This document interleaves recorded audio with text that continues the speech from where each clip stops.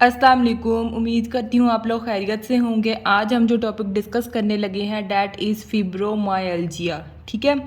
سب سے پہلے ہم دیکھیں گے کہ فیبرومائلجیا کی ڈیفینیشن کیا ہے، اس کی کوزز کیا ہیں، ٹھیک ہے، سمٹمز کیا ہیں، رسک فیکٹرز کیا ہیں، اس کا ڈائگنوسس کس طرح کرتے ہیں، اور سب سے اینڈ پہ ہم دیکھیں گے کہ اس کا ٹریٹمنٹ کیا ہے، ٹھیک ہے۔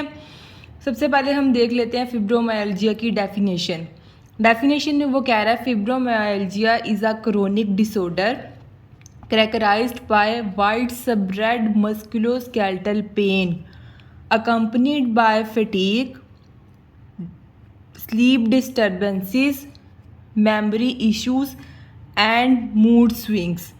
ٹھیک ہے، سب سے پہلے تو فیبرومائلجیا کیا ہے؟ کرونک ڈس آرڈر ہے۔ کرونک ڈس آرڈر کیا ہوتا ہے؟ کرونک ڈس آرڈر کوئی بھی ایسا ڈس آرڈر ہوتا ہے جو 6 منتھ سے زیادہ عرصے کے لیے پیشنٹ کو رہے۔ کوئی بھی ایسی بیماری جو 6 مہینے سے زیادہ دیر کے لیے رہے یا پوری زندگی کے لیے رہے، لائف ٹائم رہے، اسے ہم کہتے ہیں کرونک ڈس آرڈر، ٹھیک ہے۔ اور جو 6 منتھ سے کم ٹائم کے لیے ڈیزیز رہتی ہے اسے ہم ایکیوٹ ڈس آرڈر بولتے ہیں، ٹھیک ہے۔ تو یہ 6 مہینے سے لے کر لائف ٹائم تک یہ ڈیزیز رہ سکتی ہے، ٹھیک ہے۔ اور جو کرونک ڈس آرڈر ہوتا ہے نا، ہم اس کو ٹریٹ نہیں کر سکتے، ہم اس کو مینیج کر سکتے ہیں۔ مینیج کرنے کا مطلب یہ ہے کہ اس کے سمٹمز کم کر سکتے ہیں لائف سٹائل وغیرہ چینج کر کے، ٹھیک ہے، لیکن پراپرلی اس کو ٹریٹ نہیں کیا جا سکتا، جڑ سے ختم کیا نہیں جا سکتا ایسے ڈس آرڈر کو، ٹھیک ہے۔ اچھا، سب سے پہلے تو فیبرومائلجیا ہم نے دیکھ لیا کرونک ڈس آرڈر ہے۔ اس کے بعد اس کے اندر کیا ہوتا ہے؟ اس کے اندر وائڈ سپریڈ مسکولوسکیلٹل پین ہوتی ہے۔ وائڈ سپریڈ مسکولوسکیلٹل پین کا کیا مطلب ہے؟ سب سے پہلے میں آپ کو بتا دوں کہ پین 2 طرح کی ہوتی ہے، ایک وائڈ سپریڈ پین ہوتی ہے اور دوسری لوکلائزڈ پین ہوتی ہے۔ لوکلائزڈ پین کیا ہوتی ہے؟ جیسے نام سے پتہ چل رہا ہے کہ وہ ایک ہی جگہ پہ ہوگی، فار ایگزامپل بازو میں ہو رہی ہے تو صرف بازو میں ہوگی، ٹھیک ہے۔ لیکن وائڈ سپریڈ پین کیا ہوتی ہے؟ وائڈ سپریڈ پین کے اندر آپ کو باڈی کے ڈفرینٹ ریجنز کے اندر پین آ رہی ہوتی ہے، ٹھیک ہے۔ فار ایگزامپل بازو میں بھی آ رہی ہے، ٹانگ میں بھی آ رہی ہے، کمر میں بھی آ رہی ہے، ٹھیک ہے۔ اور ضروری نہیں کہ باڈی کی ایک سائڈ پہ ہو، دونوں سائڈز پہ بھی آ سکتی ہے کہ دونوں بازو میں آ رہی ہے، دونوں ٹانگوں میں، ٹھیک ہے۔ تو یہ ہوتی ہے وائڈ سپریڈ پین جو ڈفرینٹ باڈی پارٹس کو، ڈفرینٹ باڈی ریجنز کو انوالو کر رہی ہوتی ہے، ٹھیک ہے، کسی ایک جگہ پہ نہیں ہو رہی ہوتی۔ وائڈ سپریڈ مسکولوسکیلٹل پین کا مطلب یہ ہے کہ مسکولوسکیلٹل ریجن جس کے اندر آ جاتا ہے مسلز، بونز، ٹینڈنز، لیگامنٹس، ٹھیک ہے، ان ریجنز کے اندر پین وغیرہ ہو رہی ہوتی ہے۔ اب یہ مسل، ٹینڈن، بون، لیگامنٹ وغیرہ اپر لمب کے بھی ہو سکتے ہیں، لوور لمب کے بھی ہو سکتے ہیں، دونوں سائڈز کے بھی ہو سکتے ہیں، ٹرنک وغیرہ کے بھی ہو سکتے ہیں، ٹھیک ہے۔ اس کے بعد اس کے اندر کیا ہوتا ہے؟ فٹیگ، پیشنٹ بہت زیادہ تھکاوٹ محسوس کرتا ہے، اس کی سلیپ ڈسٹرب ہوتی ہے، ٹھیک ہے۔ یہ سارے سمٹمز ہم آگے ڈیٹیل میں اسٹڈی کریں گے۔ اس کی میموری میں ایشوز آنا شروع ہو جاتے ہیں، اسے چیزیں بھولنا شروع ہو جاتی ہیں، ٹھیک ہے، اور موڈ سوئنگز بہت زیادہ دیکھنے کو ملتے ہیں۔ یہ تھی ہمارے پاس فیبرومائلجیا کی ڈیفینیشن کہ یہ ایک کرونک ڈس آرڈر ہے جس کے اندر وائڈ سپریڈ مسکولوسکیلٹل پین ہوتی ہے، ٹھیک ہے، فٹیگ دیکھنے کو ملتا ہے، سلیپ ڈسٹربنسز، میموری ایشوز اور موڈ سوئنگز، ٹھیک ہے۔ نیکسٹ وہ کہہ رہے ہیں amplify painful sensations by affecting the way the brain and spinal chord process painful and non painful signals.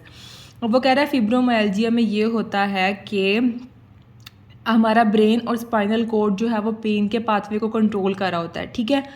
تو فیبرومائلجیا کے اندر برین اور اسپائنل کورڈ کا جو پاتھ وے ہے جو پین کو کنٹرول کرتا ہے اس میں کچھ چینجز آتی ہیں، اور چینجز آنے کی وجہ سے کیا ہوتا ہے کہ جو پین کے سگنلز ہیں وہ بڑھا چڑھا کے پیش کیے جاتے ہیں، ٹھیک ہے۔ فار ایگزامپل اگر کسی بندے کو نیڈل چبھی ہے، اس کو ہلکی سی سوئی چبھی ہے، ٹھیک ہے، اور لیکن اس کو پین اتنا ہوگا کہ جیسے کوئی فریکچر ہو گیا ہے، مطلب وہی نہ کہ پین کم ہے بٹ اس کو ایمپلیفائی کر کے بڑھا کے باڈی سگنل دیتی ہے کہ بہت زیادہ پین ہے، ٹھیک ہے۔ اور یہ ہوتا کیوں ہے؟ یہ ہوتا ہے اس لیے کہ برین اور اسپائنل کورڈ کا جو پاتھ وے ہے اس کے اندر چینجز آتی ہیں، ڈسٹربنس ہوتی ہے فیبرومائلجیا کی وجہ سے، ٹھیک ہے۔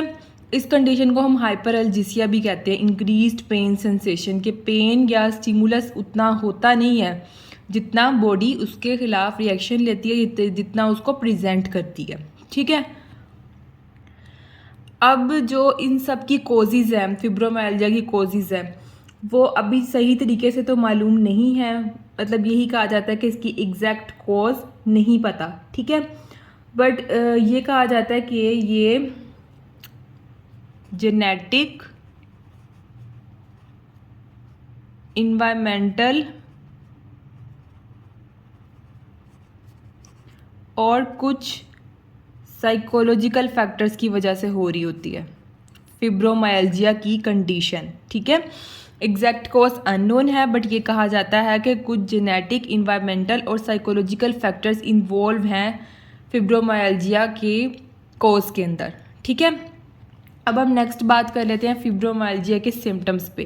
ویسے تو میں نے آپ کو موٹا موٹا بتا دیا، فٹیگ ہوتی ہے، وائڈ اسپریڈ مسکولوسکیلٹل پین ہوتی ہے، سلیپ ڈسٹرب ہوتی ہے، میموری ایشوز ہوتے ہیں، موڈ سوئنگز ہوتے ہیں. اب ہم ان کو ڈیٹیل میں دیکھ لیتے ہیں. ٹھیک ہے، سب سے پہلا سمٹم وہی ہے وائڈ اسپریڈ پین. باڈی کے ڈفرنٹ پارٹس کے اندر پین ہوگی. ٹھیک ہے، اور ضروری نہیں ہے باڈی کی ایک سائڈ پہ ہو، دونوں سائڈس پہ بھی ہو سکتے ہیں. مطلب دونوں بازو میں بھی پین ہو سکتی ہے، ایک بازو میں بھی ہو سکتی ہے، دونوں ٹانگوں میں بھی پین ہو سکتی ہے، ایک ٹانگ میں بھی ہو سکتی ہے. ٹھیک ہے، above and blue the waste بھی ہو سکتا ہے، مطلب اپر باڈی بھی انوالو ہو سکتی ہے، اپر لمب بھی انوالو ہو سکتا ہے، لوور لمب بھی انوالو ہو سکتا ہے. یوں بھی ہو سکتا ہے کہ رائٹ آرم انوالو ہو، لیفٹ لیگ انوالو ہو، تو کچھ بھی انوالو ہو سکتا ہے کیونکہ وائڈ اسپریڈ پین ہے، ڈفرنٹ باڈی پارٹس انوالو ہوں گے. ٹھیک ہے، پین صرف ایک جگہ پہ نہیں رہتی، ایک مخصوص جگہ پہ نہیں ہوتی، ڈفرنٹ باڈی پارٹس میں ہوتی ہے. ٹھیک ہے، اس کو کانسٹنٹ ڈل پین کہا جاتا ہے. ٹھیک ہے، مطلب پین کی ہم کیٹاگرائز کرتے ہیں نا کہ کس طرح کی پین ہو رہی ہے، ڈل پین ہے، شارپ پین ہے. تو یہ آپ نے یاد رکھنا ہے کہ فیبرومائلجیا کی جو پین ہے وہ کانسٹنٹ ڈل پین ہوتی ہے. ٹھیک ہے، نیکسٹ جو سمٹم ہے دیٹ از فٹیگ. اب ہم فٹیگ کو ڈسکس کر لیتے ہیں. فیبرومائلجیا جیسا کہ اس کے نام سے پتہ چل رہا ہے، فیبرو مینز فیبرس ٹیشو،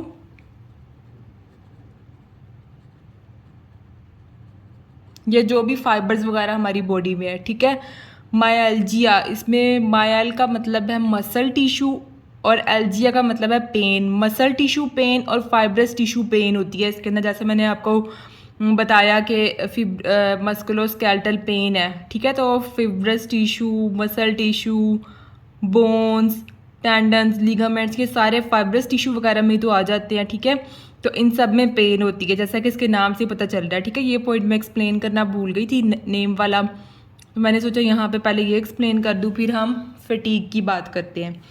اچھا، اب ہم سمٹمز کی بات کر رہے تھے. سب سے پہلے میں نے آپ کو بتا دیا تھا وائڈ اسپریڈ پین. ٹھیک ہے، اب ہم بات کرنے لگے تھے فٹیگ کی. Despite sleeping long periods people with فیبرومائلجیا اوفن wake up tired and انفریشڈ. اب فٹیگ کی بات ہو رہی ہے، وہ کہہ رہا ہے کہ جتنا مرضی یہ لوگ سو لیں. ٹھیک ہے، جتنی مرضی دیر کے لیے یہ لوگ سو لیں، 10 گھنٹے کے لیے سو لیں، 12 کے لیے سو لیں، 24 کے لیے سو لیں، ان کو کوئی فرق نہیں پڑتا. یہ جب بھی اٹھیں گے یہ ایسا فیل کریں گے جیسے کہ یہ بہت تھکے ہوئے ہیں. ٹھیک ہے، اور بالکل انفریش فیل کریں گے. نارملی ہوتا ہے نا کہ ہم بہت تھکے ہوئے ہوں، ہم سو جائیں تو اٹھیں تو ہماری تھکاوٹ دور ہو جاتی ہے، ہم فریش فیل کرتے ہیں. لیکن یہ لوگ جتنا مرضی سو لیں ان کی تھکاوٹ دور نہیں ہوتی، نہ ہی یہ فریش ہوتے ہیں. ٹھیک ہے، جیسے میں نے آپ کو پہلے بھی بتایا کہ ان کی سلیپ بھی ڈسٹرب ہوتی ہے پین کی وجہ سے. ٹھیک ہے، اور بہت سارے ان کو سلیپ ڈس آرڈرز بھی ہونا شروع ہو جاتے ہیں، جس میں RLS ہے، ریسٹ لیس لیگ سنڈروم. ٹھیک ہے، سلیپ ایپنیا ہے. RLS جو ہے نا وہ زیادہ تر ریسٹ جب کر رہا ہوتا ہے نا بندہ تب ہوتا ہے، اور ریسٹ زیادہ تر رات کے وقت ہی ہو رہا ہوتا ہے. ٹھیک ہے، تو RLS کی کنڈیشن زیادہ تر اسی لیے رات کو سوتے ہوئے ہوتی ہے یا جب بندہ سونے لگتا ہے. اس میں یہ ہوتا ہے کہ مسلسل بندہ اپنی ٹانگیں ہلاتا رہتا ہے بلا کسی وجہ کے. ٹھیک ہے، اسے ہم RLS کہتے ہیں. اور سلیپ ایپنیا کا مطلب ہوتا ہے سانس رکنا. تو سوتے ہوئے پرسن کا سانس رکتا ہے جس کی وجہ سے اس کی سلیپ ڈسٹرب ہوتی ہے، اسے ہم کہتے ہیں سلیپ ایپنیا. ٹھیک ہے، نیکسٹ جو ہمارے پاس آ جاتے ہیں سمٹمز فیبرومائلجیا کے، وہ ہے کوگنیٹیو ڈیفیکلٹیز. اس میں ایک ٹرم آتی ہے فیبرو فوگ، یا اسے ہم برین فوگ بھی کہتے ہیں. اچھا، فیبرومائلجیا کے اندر پرسن کو برین فوگ یا فیبرو فوگ ہو رہا ہوتا ہے. برین فوگ یا فیبرو فوگ کا مطلب یہ ہے کہ پرسن کے اندر یہ ابیلٹی نہیں رہتی کہ وہ کسی بھی کام پہ فوکس کر سکے. ٹھیک ہے، اس کو اٹینشن دے سکے یا اس پہ کنسنٹریٹ کر سکے، اسپیشلی جو دماغ سے ریلیٹڈ کام ہوتے ہیں. ٹھیک ہے، ان پہ وہ فوکس نہیں کر پاتا، ان پہ اٹینشن نہیں دے پاتا اور ان پہ کنسنٹریٹ نہیں کر پاتا. ٹھیک ہے، فیبرومائلجیا کی کنڈیشن کے اندر. اب ہم کچھ ایڈیشنل سمٹمز کی بات کر لیتے ہیں. ایڈیشنل سمٹمز میں ہیڈ ایک ہوگا, مائیگرین بھی ہو سکتا ہے, ٹھیک ہے, اریٹیبل باؤل سنڈروم ہوگا. اریٹیبل باؤل سنڈروم GIT کا ایک ڈس آرڈر ہے, ٹھیک ہے, اور یہ GIT کا کرونک ڈس آرڈر ہے, ٹھیک ہے.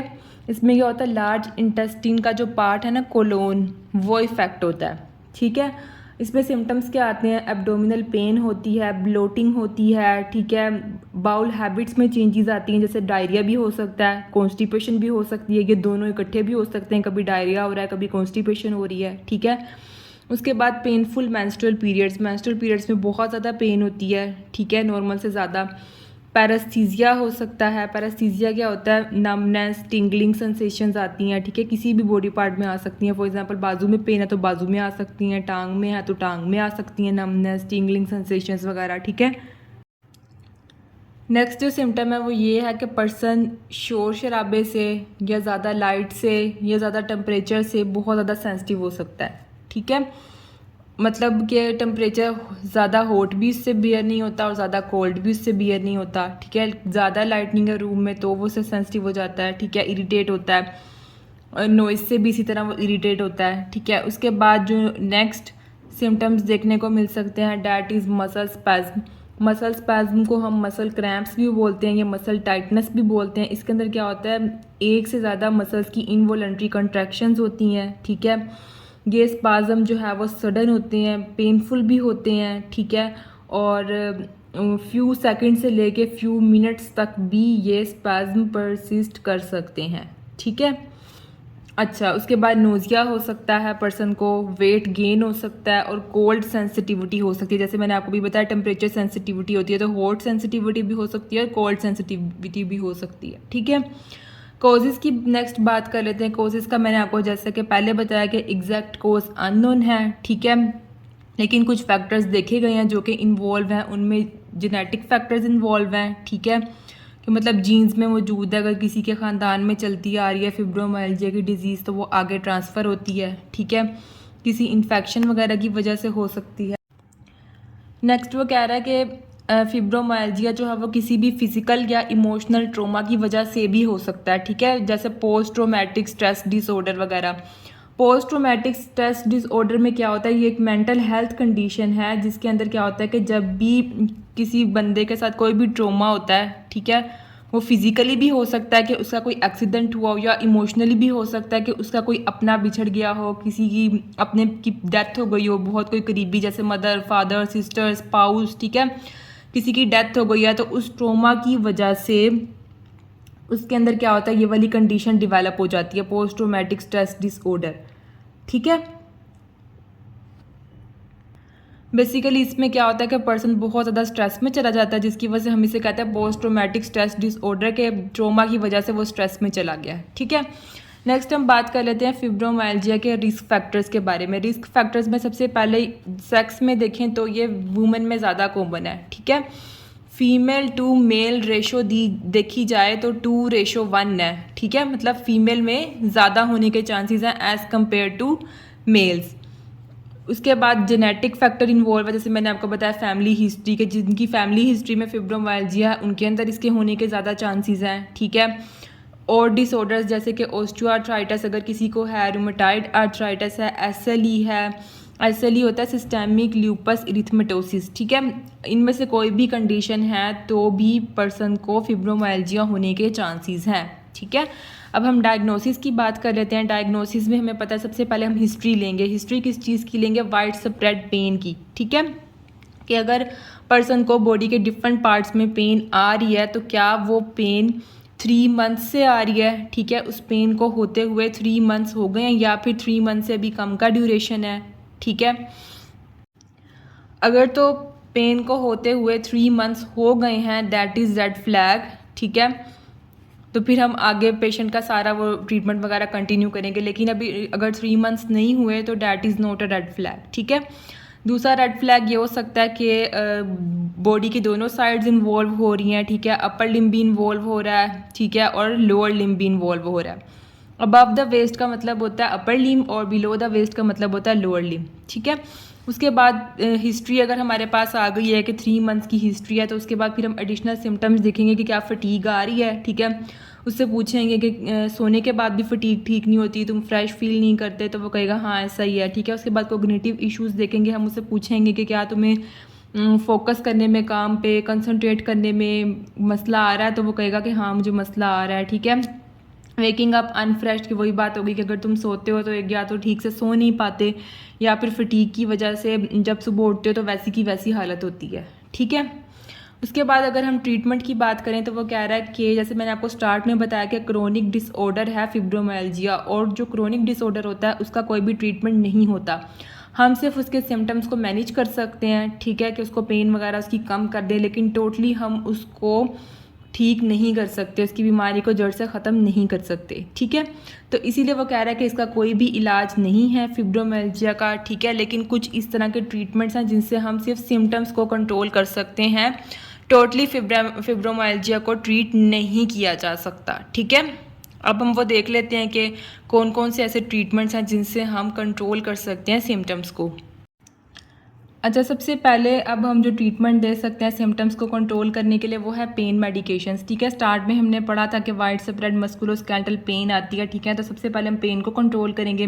پین کو کنٹرول کرنے کے لیے ڈفرنٹ پین ریلیورز دیے جا سکتے ہیں, آئبوبروفین, اینسیڈز وغیرہ. ٹھیک ہے, اس کے بعد اگر تو post traumatic stress dis order کی وجہ سے ہو رہا ہے پیشنٹ کو فبرومائلجیا کی کنڈیشن, تو پھر ہم اسے اینٹی ڈپریسنٹس دے سکتے ہیں. ٹھیک ہے, اور اگر کوئی ایپیلیپٹک وغیرہ کا پیشنٹ ہے اس کی وجہ سے اس کو اس طرح کی کنڈیشن ڈیولپ ہو رہی ہے یا اس کو سیئرز وغیرہ آتے ہیں کسی اور بھی ڈیزیز کی وجہ سے, تو ہم اس کو اینٹی سیئرز ڈرگز دے سکتے ہیں. ٹھیک ہے, اس کے بعد تھراپیز میں ہم اس کی فزیکل تھراپی کرا سکتے ہیں. ٹھیک ہے, پین وغیرہ کو کم کرنے کے لیے, اسٹرینتھ کو امپروو کرنے کے لیے. ٹھیک ہے, اور اسٹریچنگ وغیرہ کرا سکتے ہیں. ٹھیک ہے, آکوپیشنل تھراپی کروا سکتے ہیں, مطلب کہ اگر فار ایگزامپل پیشنٹ کوئی بھی آکیوپیشن کر رہا ہے. ٹھیک ہے, فار ایگزامپل وہ کمپیوٹر ورک کرتا ہے, اس کو بار بار ٹائپنگ کرنی ہوتی ہے اور اس کے ہاتھ میں مسئلہ ہے. ٹھیک ہے, پین ہے فبرومائلجیا کی وجہ سے, تو پھر ہم اسے بتاتے ہیں کہ تم نے کون سا پوسچر اڈاپٹ کرنا ہے جس سے پین وغیرہ کم ہوگی. ٹھیک ہے, اور اس کی کاؤنسلنگ کی جاتی ہے, اسپیشلی اگر اس کو post traumatic stress dis order کی وجہ سے ہو رہا ہے تو ہم اس کی کاؤنسلنگ وغیرہ کر کے اس کے اسٹریس کو, ڈپریشن کو کم کر سکتے ہیں. ٹھیک ہے, اس کے بعد لائف اسٹائل اور ہوم ریمیڈیز دیکھیں تو اس میں ایکسرسائز ہم نے اسے بتانا ہے پلان کہ تم یہ کرو یا واک کیا کرو ڈیلی. ٹھیک ہے, اس کے بعد اسٹریس ریڈکشن کے لیے بھی ڈفرنٹ ٹیکنیکس ہوتی ہیں, کوپنگ اسٹریٹجیز وغیرہ ہم نے اسے وہ بتانی ہے. ٹھیک ہے, اور سلیپ ہائیجین. ٹھیک ہے, سلیپ کا بھی ہم نے اسے کہنا ہے کہ خیال رکھے, پراپر سلیپ لے. ٹھیک ہے, کیونکہ پہلے ہی سلیپ میں ڈسٹربنسز آ رہی ہوتی ہیں تو مزید کوئی مطلب کوتاہی وغیرہ نہ کرے اس چیز میں. اس کے بعد مینجمنٹ ٹپس میں سب سے پہلے پیسنگ ایکٹیویٹیز. پیسنگ ایکٹیویٹیز کیا ہوتی ہیں؟ پیسنگ ایکٹیویٹیز وہ ایکٹیویٹیز ہوتی ہیں جن سے ہم فزیکل یا مینٹل انرجی کو مینیج کرتے ہیں. ٹھیک ہے, مطلب فار ایگزامپل کوئی بھی پیشنٹ جیسے کہ فبرومائلجیا میں فٹیگ بھی ہے. ٹھیک ہے, کرونک النس بھی ہے اور اسٹریس بھی ہو سکتا ہے, تو ہم پیسنگ پھر ایکٹیویٹیز انہی لوگوں کے لیے یوز کرتے ہیں. ٹھیک ہے, جو زیادہ فٹیگ میں ہوں یا کرونک النس میں ہوں یا پھر ہائی اسٹریس سچویشنز میں. ان میں ہم کیا کرتے ہیں, ان میں ہم پیشنٹ سے کہتے ہیں کہ آپ نے مطلب یہ نہیں کہ سارا کام ایک ہی وقت میں کر کے اٹھنا ہے. ٹھیک ہے, آپ نے اپنے کام جو ہے اس کو ڈیوائڈ کر لینا ہے. فار ایگزامپل ہمیں 25 منٹس کام کرنا ہے, اس کے بعد تھوڑا سا 10 منٹ کا یا 15 منٹ کا ریسٹ لینا ہے, پھر کام کرنا ہے. ٹھیک ہے, بریک اینڈ ریسٹ کرنا ہے. یا جیسے آپ کو پتا ہے کہ میں نے بھی بتایا فبرومائلجیا کا جو پیشنٹ ہے وہ فوکس یا کنسنٹریٹ نہیں کر پاتا ٹاسک پہ, تو ہم نے اسے کہنا ہے کہ اگر کوئی فار ایگزامپل بڑا ٹاسک ہے, بگ ٹاسک ہے, تو اس کو اس نے اسمال پارٹس میں ڈیوائڈ کر لینا ہے. ٹھیک ہے, بریک کر لینا ہے تاکہ ایزیلی وہ اس پہ کنسنٹریٹ کر سکے. ٹھیک ہے, اور اپنا دن کا جو سارا شیڈول ہے, جو بھی کام ہے, اس کو اس نے بریکس میں ڈیوائڈ کرنا ہے کہ تھوڑا سا کام پھر بریک, تھوڑا سا کام پھر بریک. ٹھیک ہے, یہ سب پیسنگ ایکٹیویٹیز میں آ جاتا ہے. اس کے بعد ہم نے اسے کہنا ہے کہ ایک اچھا ڈائٹ پلان بنوائے, ہیلدی ڈائٹ لے. ٹھیک ہے, اور سپورٹ نیٹ ورکس یوز کرے, مطلب کہ خود کو اگر ڈپریشن میں ہے تو ظاہر سی بات ہے اس نے خود کو سوشلی آئسولیٹ کیا ہوگا, باہر نکلے, فرینڈس کے ساتھ گھومے پھرے. ٹھیک ہے, اپنا ٹائم فیملی کے ساتھ اسپینڈ کرے, فرینڈس کے ساتھ کرے, تاکہ اس کا سپورٹ نیٹ ورک بنے اور وہ فریش فیل کرے اور اس ڈپریشن یا اسٹریس کی سچویشن سے باہر نکل آئے. ٹھیک ہے, یہ تھی میری آج تک کی ویڈیو. یہ تھا ہمارا آج کا لیکچر جو کہ فبرومائلجیا کے بارے میں تھا. ٹھیک ہے, میں نے فبرومائلجیا سے ریلیٹڈ ہر پوائنٹ کور کرنے کی کوشش کی ہے. ٹھیک ہے, اور پھر بھی آپ کا کوئی کویشچن ہو تو آپ مجھ سے کمنٹ سیکشن میں پوچھ سکتے ہیں. نوٹس لینا چاہیں تو انسٹاگرام پہ کانٹیکٹ کر سکتے ہیں. اور اگر کوئی اسپیشل ٹاپک آپ نے مجھ سے سمجھنا ہو اور اس کی ویڈیو چینل پہ موجود نہ ہو تو مجھے کمنٹ سیکشن میں بتا بھی سکتے ہیں. Thank you for watching my video.